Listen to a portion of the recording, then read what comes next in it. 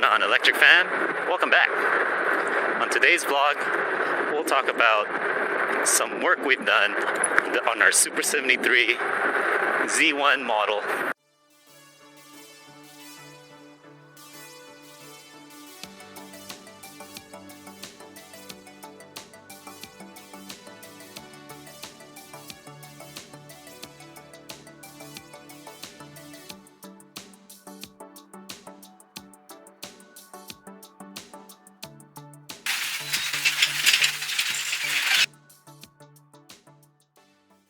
Quick little vlog and walkthrough about our Super 73 Z1 that we worked on in our garage.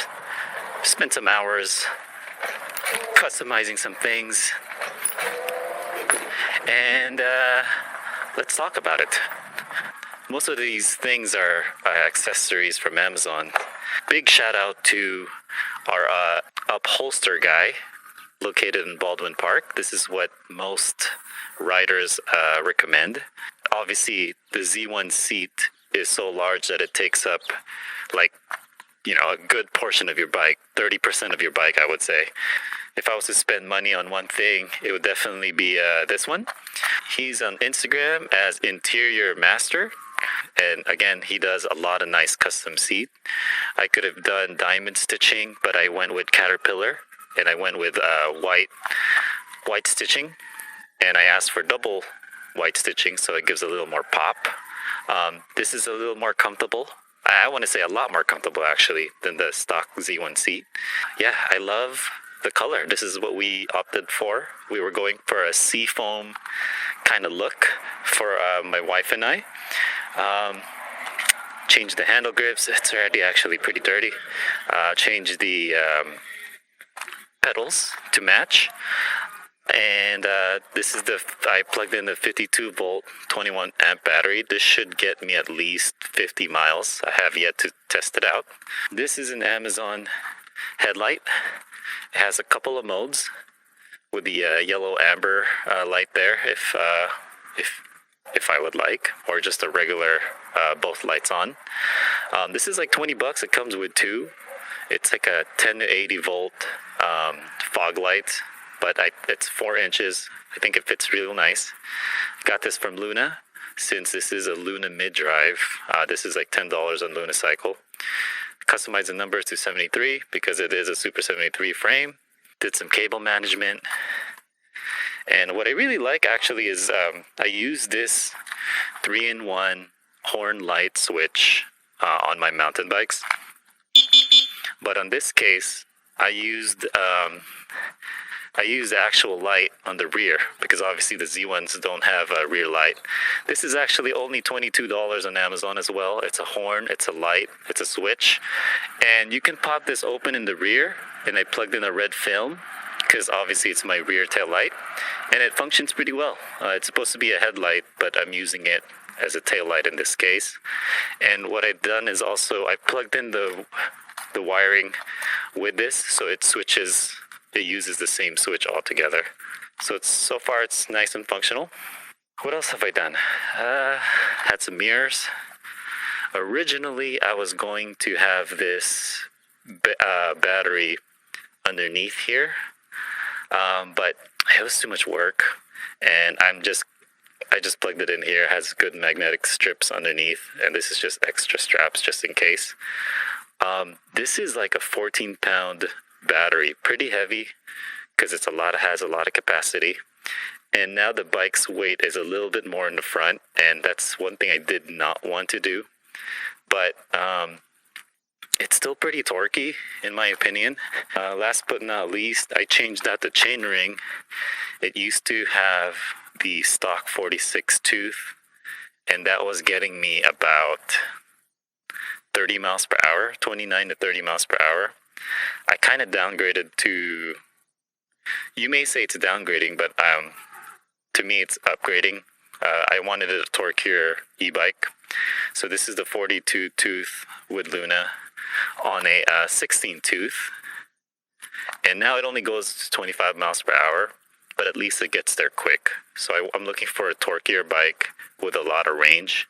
And with this setup and this battery, should definitely get me 25 miles per hour top speed and also around 50-mile range. But stick around for more content. We'll do some testing. And if I wanted more top speed, I added some sprockets here with like a 13 tooth, 11 tooth, and what have you. But obviously it doesn't have a derailleur shifter. But yeah, for now, it's pretty much ready for some group rides, you know? There's one more thing I want to kind of do. I found a seafoam fairing on the front for like 20 bucks on Amazon. So stick around. Hopefully I can install that. That would look real nice on the in the colorway. Let's practice some wheelies. Even though it's front heavy now with a battery there, it's still torquier than a stock S2 or RX. Yeah, buddy. Whew. I hope Crystal likes this bike because it is shorter for her. Whew. Oh, that was pretty good. I forgot to mention, yeah, his name is David. Really cool guy. He turned it around within 2 days. I told him to take his time. His quotes for now, it's around $135 for regular foam. It's $175 if you want gel padding. I went with gel, and yeah, so far, obviously it's improved the ride dramatically. And definitely invest in your seat, because obviously the seat makes the difference in everything you ride on. Without a good seat, your ride will not be pleasant. I'm kind of eating my words a little bit. I mentioned somewhere in the channel that I don't really recommend mid-drives on a scrambler e-bike style where you can't adjust your seat.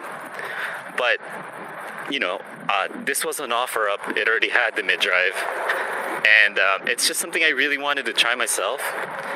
And if anything, I just love how quiet mid-drive is, guys. Like, I don't hear much of anything on this e-bike. The only thing that this e-bike needs servicing is, I think, the forks, or I can upgrade my forks, because you can hear that squeak. But aside that, I'm happy that I'm glad I bought this bike. I just really like the unique factor, you know? Come on, bike. Oh, I get so scared before I find my balance point. I always wimp out. Whew. So it's still torquey enough, even with the weight in the front. It's still torquey enough to get that wheel up. I'm here making excuses, but I'm going to blame the Luna settings on this one. The way the setting is right now, it's always maximum throttle, maximum power at any mode. It's not associated with the PAS, even if I'm in PAS 1, 2, or 0. It's always max throttle. And it's kind of like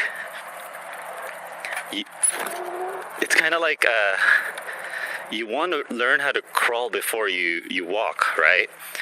And my excuse is, on this freaking setup, it's always just run throttle, full throttle, and it's not even walking, it's like running. And I have yet to find the balance point. And I'm still trying to find the balance point, and at the same time, the wheelie is full throttle all the time. You know what I mean? There's no way I can get it up by just pedaling. It's just, I don't know. I don't know what the geometry is. I can't do it for whatever reason. I know one guy in Hawaii does it all the time on a stock Z1. But I think my other excuse is the height. I think he has the legs for it. I don't. I don't know. I don't know what it is, guys. I'll just make any excuse to say to be honest, I'm just a wimp. I can't find the balance point. I don't want to loop out. I don't want to scratch this bike. All that stuff, Whew.